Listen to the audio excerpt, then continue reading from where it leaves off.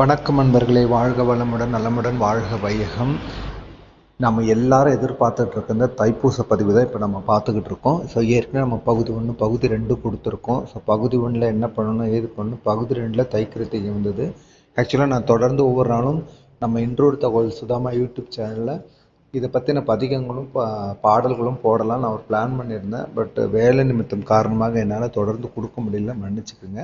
இந்த வருஷம் நம்ம தைப்பூசம் 2026 எப்படி வழிபாடு பண்ணணும், எந்த நாள் நேரம், எப்படி மாதிரி விரத முறையை நம்ம அமைச்சுக்கிறது, என்ன மாதிரி பதிகம் பாடினா நல்லது, அதுலேயும் இந்த தடவை நம்ம ஆட் பண்ணியிருக்கிறது நம்ம வாழ்க்கையில் பெரும் முன்னேற்றத்தை, நம்மளாலே எதிர்பார்க்க முடியாத ஒரு முன்னேற்றத்தை கண்டிப்பாக ஏற்படுத்தக்கூடிய பதிகத்தை பற்றி தான் நாம் இந்த பதிவில் பார்க்க போகிறோம்.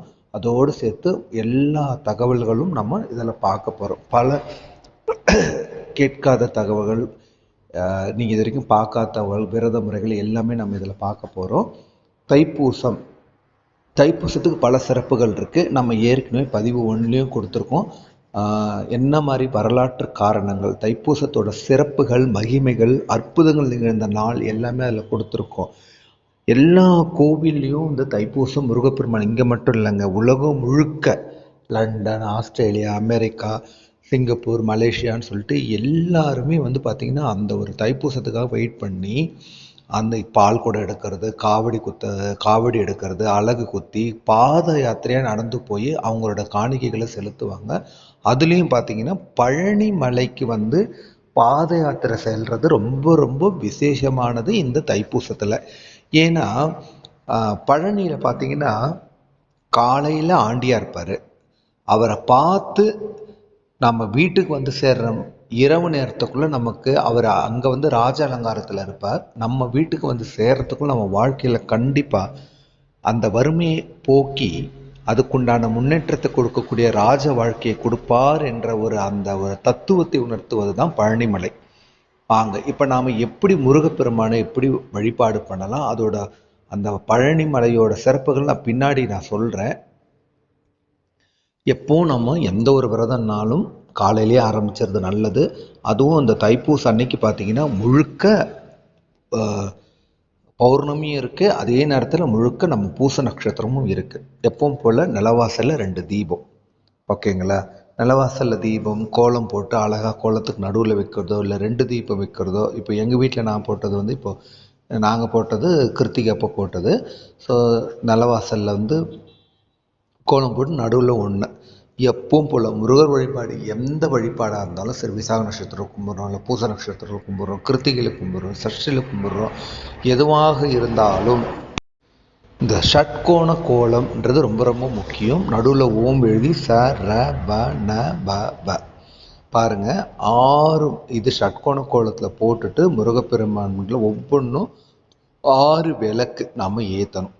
ஷட்கோண கோலம் நீங்கள் இப்படியும் போடலாம். இப்போ அடுத்து காட்டுறப்பாரு. இப்போ எங்கள் வீட்டில் ஏதோ நாங்கள் போட்டு வழிபாடு பண்ணுற இந்த முறையும் முருகப்பெருமானுக்கு மலர்கள் சாற்றி அன்னைக்கு எல்லாமே செவ்வரளி பூக்கள் அவ்வளவு விசேஷம். செவ்வரளி பூக்களாகவே கிடைக்கிறது உதிரி கிடைச்சாலும் கூட நீங்கள் தாராளமாக பண்ணலாம். இது கிருத்திகைக்கு நாங்கள் வழிபாடு பண்ணது. எப்போவுமே நான் என்ன பண்ணுவேன்னா சரவணபவ ஷட்கோண கோலம் போட்டு வெத்தலை தீபமும் ஏற்றிடுவேன் முருகப்பெருமானுக்கு.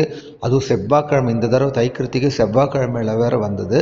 6 நாள் விரதம் இருக்கிறவங்க கண்டிப்பாக செவ்வாய்க்கிழமையில் ஆரம்பித்து நம்ம அந்த ஞாயிற்றுக்கிழமை முடியும் போது 6 நாள் விரதமாக இது முடிஞ்சிடும். ஸோ பூக்கள் வைக்கிறது, அதுக்கப்புறம் நைவேத்தியம் வைக்கிறது, காலையில் சிம்பிளாக இலை போட்டு வடை பாயசம் செஞ்சு பண்ணுறது ஒரு முறை, அதுவும் பண்ணலாம். மதியம் போட்டு அப்படியே விரதத்தை விடுவாங்க. இல்லை முழு விரதம் இருக்குன்னா காலையிலேருந்து மாலை வரைக்கும் எதுவுமே சாப்பிடாம வெறும் பழம் பால் மட்டும் சாப்பிட்டுட்டு 6 மணிக்கு மேலே விரதம் பண்ணலாம். ஆனால் இலை வடை பாயசத்தோடு சமைச்சு பாராயணம் பண்ணி முடிக்கலாம். ஆனால் நாம் நோன்பு இருக்கிறவங்க விரதம் இருக்கிறவங்க அது எடுக்கக்கூடாது. சரி, தைப்பூசம்னாவே என்னது, வேல் வாங்கின ஒரு நாள் தான் தைப்பூசம், பூசம் நட்சத்திரம். ஸோ அப்போ அந்த வேலுக்கு அவ்வளோ ஒரு மகத்துவம் இருக்குது. வேல் வேறு முருகன் வேறு இல்லை. அதனால் அன்னைய நாளில் நம்ம வேலுக்கு அபிஷேகம் குறைஞ்சது ஒரு 3 பொருள் இருந்தால் கூட போதும். பால் ரொம்ப ரொம்ப முக்கியம். ஏன்னா பூச நட்சத்திரம் அப்போது நமக்கு அந்த பால் அபிஷேகம், பால் குடம் எடுத்துகிட்டு பாத யாத்திரையாக மக்கள் போய் அந்த பாலை குடம் கொடுப்பாங்க. உங்கள் பக்கத்தில் இருக்கிற முருகன் கோயிலுக்கும் நீங்கள் பால் 1 லிட்டர் பால் வாங்கி கொடுத்தா நல்லது. அன்றைக்கி இதுக்கு வேலுக்கு நாம் வந்து பாலாபிஷேகம் பண்ணிவிட்டு வேல்மாறல் படிக்கிறது ரொம்ப ரொம்ப விரதத்திலே நமக்கு நல்ல பலனை ஏற்படுத்தி கொடுக்கும். ஸோ அப்போ நம்ம எப்போவுமே நெய் தீபம், அந்த ஷட்கோண குளத்தை நெய் தீபம், மலர், அப்புறம் நெய்வேத்தியம், அதை தவிர்த்து என்ன வேணாலும் முருகனுக்கு பிடிச்ச நெய்வேத்தியம் எதுவாக இருந்தாலும் நீங்கள் வைக்கலாம். துள்ளும், திலைமாவு, வெல்லம் கலந்து வைக்கிறது, அதுக்கப்புறம் அவருக்கு பிடிச்ச பால், நாட்டு சக்கரை கலந்து கொஞ்சம் ஏலக்காய் தூவி போட்டு கொஞ்சம் பச்சை கருப்பு போட்டு அது ஒரு நெய்வேத்தியம். இல்லையா வெத்தலைப்பாக்கு, வாழைப்பழம் அதுவும் வைக்கலாம் சிம்பிளாக. ஓகேங்களா? இதெல்லாம் நம்ம வீட்டில் செய்கிறது. ஸோ வீட்டில் செஞ்சு முடிச்சுட்டு கோயிலில் போய் ஒரே ஒரு தீபமாவது ஏற்றுங்க. ஒத்தையாக ஏற்றக்கூடாது, 2 தீபம் தான் கொடுப்பாங்க. 2 தீபம் வாங்கி ஏற்றுங்க. தீபம் ஏற்ற ஏற்ற ஏற்ற நம்ம வாழ்க்கை கண்டிப்பாக ஒரு முன்னேற்ற பாதையை நோக்கி போகும். அதோட நம்ம சொல்லியிருந்தோம் இல்லையா, அருணகிரிநாதர், நம்ம அதாவது முருகர் பதிவு போடும்போது அருணகிரிநாதர் இல்லாமல் ஒரு பதிவுங்கிறது இருக்கவே முடியாது.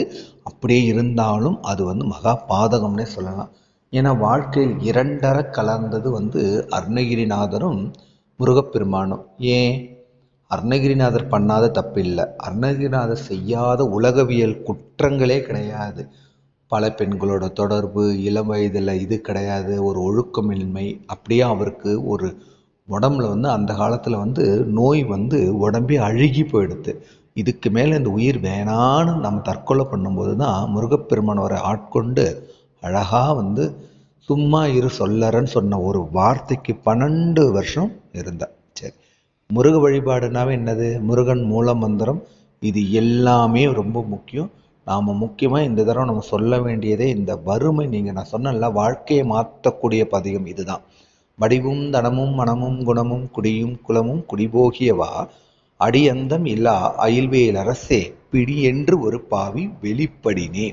அதாவது முருகரை நினச்சி நாம் பாடுற இந்த ஒரு பதிகம் நம்ம வாழ்க்கையில் எப்பேற்பட்ட மாற்றத்தை கொண்டு வரன்றது நம்மளாலே கணிக்க முடியாத ஒரு முன்னேற்றம்னே சொல்லலாம்.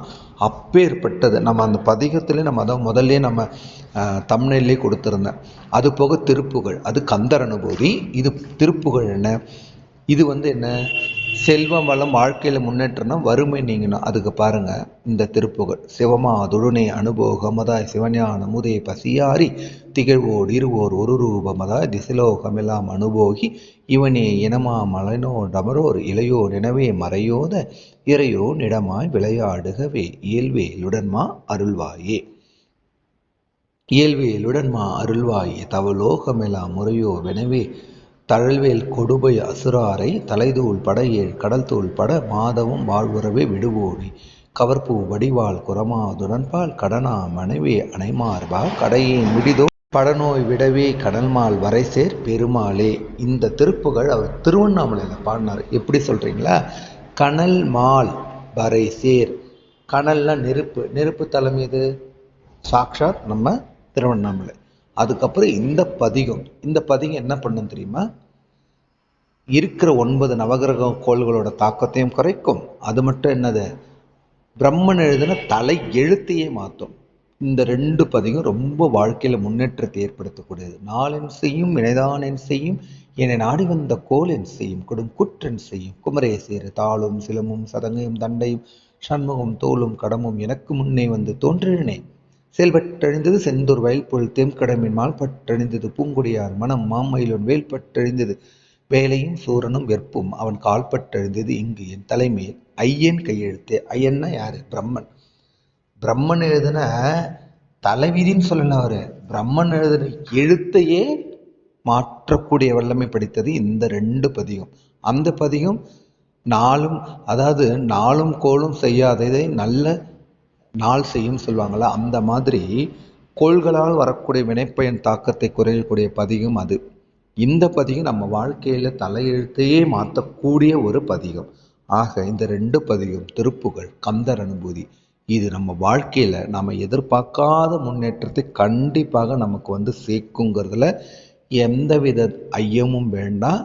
இதை தினந்தோறும் முருக பக்தர்கள் இந்த பதிகங்களை நம்ம தொடர்ந்து பாராயணம் பண்ணாலே நமக்கு வாழ்க்கையில எல்லா விதமான சகல செல்வமும் ஏறும்.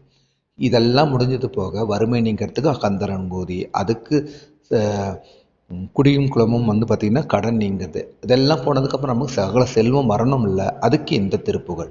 சரணகமலாலயத்தில் அரநிமிஷம் நேரமட்டில் தவமுறை தியானம் வைக்க அறியாத சடகு சட மூடமட்டி பவவில் நேசலித்த தமிழ்மணி யாழ்மைக்கு முருவேனோ கருணை புரியாதிருப்ப தென்குறைவேலை செப்பு கைலிமலை நாதர் பெற்ற குமரோனே கடகவே மீதி ரத்த மணினிப்பொன் மாலை செச்ச கமழோட மார்கடப்ப மணிவோனே தருணமிதை யாமிகுத்த கணமதுரனில் சௌக்கிய சகல செல்வ யோகமிக்க பெருவாழ்வு தகமை சிவன் ஞான முக்தி வரகுதிரனை நீ கொடுத்து உதயபுரிய வேறு நினைத்த வடிவேலா அருணதள பாதமத்மம் அனுதினமும் மேதுதிக்கு அரியத்தமிழ் ஆனளித்த மயில் வீரா அதிசயம் அநேகமற்ற பழனிமலை மீதுதித்த அழகு திரு ஓரகத்தின் முருகோனே.